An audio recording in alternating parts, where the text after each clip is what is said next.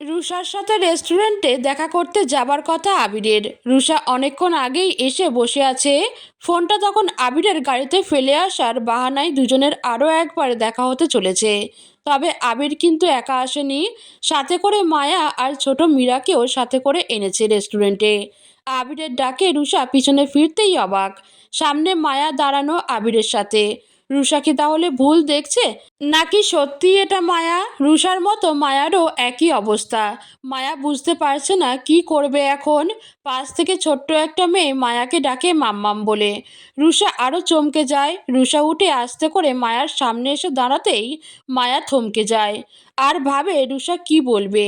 মায়া কিছু বলে ওঠার আগেই রুষা মায়াকে জড়িয়ে ধরে কাঁদতে থাকে। কোথায় ছিলি এতদিন তুই? জানিস ভাইয়ের কি হয়েছে? ওই স্নিগ্ধা আশায় তুই আমার ভাইকে ফেলে গিয়েছিলি। তুই জানিস ও কি করেছে? মায়া রুষাকে সরিয়ে দিয়ে চোখের সামনে নিয়ে জানতে চায় কি হয়েছে উনার। রুষা কিছু বলতে যাবে তার আগেই ছোট্ট মীরা বায়না করে বসে, মাম্মাম ক্ষুধা লাগছে, খাবো তো?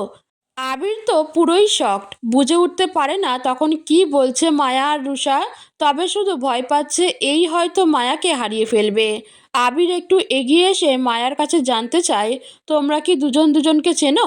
রুষা নিজের সাথে মায়ার সম্পর্কটার কথা বলে। তারপর মায়া রুষাকে নিজের দিকে ঘুরিয়ে বলে, তুই আমাকে কিছু বলতে যাচ্ছিলি, কি হয়েছে উনার? তখন রুষা সব খুলে বলে মায়াকে মায়ের মানসিক অবস্থার কথা। মায়া আর এক মুহূর্ত দেরি না করে সব শুনে সেই সময়ে দৌড়ে মির্জা প্যালেসে চলে যায়। মায়া চলে যাবার পর ছোট্ট মীরা রুষার হাতের আঙুল টেনে ধরে নিচে বসায়। মীরা বলে, কে তুমি? রুষার ধ্যান এবার মীরার দিকে আসে। রুষা বলে, তুমি কে? মীরা বলে, আগে বলো তুমি কে? আবির মীরাকে নিয়ে টেবিলে বসায়। আবির বলে, তোমার ক্ষুধা লেগেছে না? মীরা বলে, বাবাই। পেটের মধ্যে ছুঁচা দৌড়াদৌড়ি করতেছে। মীরার মুখে আবিরকে বাবাই ডাকটা দিতে শুনে রুষা চমকে যায়। আবিরের দিকে এগিয়ে আসে রুষা। রুষা বলে, আপনি বিবাহিত? আপনার সন্তান আছে? আবির রুষার দিকে তাকিয়ে রয়। মীরার সামনে কি বলবে বুঝতে পারে না। মীরা আবিরকে টেনে টেবিলে বসায়। রুষাকেও বসতে বলে। মীরা বলে, আরে আন্টি বসো না, খেতে হবে তো এখন। মায়া মির্জা প্যালেসে গিয়ে চিৎকার করে সবাইকে ডাকতে থাকে, কেউ আছো? মায়ার চিৎকার শুনে সবাই ছুটে আসে। মাহির তো রুমের মধ্যে কাগজ ছিঁড়ে নৌকা বানাচ্ছিল। হঠাৎ মায়ার আওয়াজ মাহিরের বুকের ভেতরটা নাড়া দিয়ে ওঠে। মাহির দেখতে চায় কে এসেছে। রুম থেকে বেরিয়ে মাহির হেলে দুলে হেঁটে বাইরে আসে। সিঁড়ির উপর থেকে দেখে নিচে মায়াকে সবাই ধরে কান্নাকাটি করছে। মাহির লাফিয়ে লাফিয়ে সিঁড়ি থেকে নামতে যায়, আর তাই মাছ সিঁড়ি থেকে পা পিছলে গড়িয়ে নিচে পড়ে। মায়ের চিৎকার শুনে সকলে তাকিয়ে এমন অবস্থা দেখে মায়ের কাছে ছুটে আসে। সবাই মায়েরকে অনেক ডাকে। মায়াও মায়েরকে অনেকবার উঠতে বলে, কিন্তু কোনো সাড়া পায় না। এজন্য মায়েরকে হসপিটালে নিয়ে যাওয়া হয়। ওদিকে স্নিগ্ধার লোকেরা সোহাগকে পালিয়ে যাওয়ার চেষ্টা করার জন্য অনেক মেরেছে। সোহাগ এখন মীরার কোলে মাথা রেখে কাতরাচ্ছে। সোহাগ মির্জা বলে, পা পানি পানি। মীরা দু হাত জোর করে গুন্ডাগুলোর কাছে মিনতি করছে। মীরা বলে, প্লিজ আপনারা এমন করবেন না, যা শাস্তি দেবার আমায় দিন, তবু উনাকে একটু পানি খেতে দিন আপনারা, প্লিজ।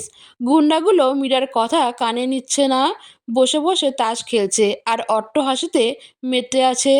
মীরা অনেক মিনতি করে, কিন্তু স্নেকদার পোষা ছেলেগুলো শোনে না।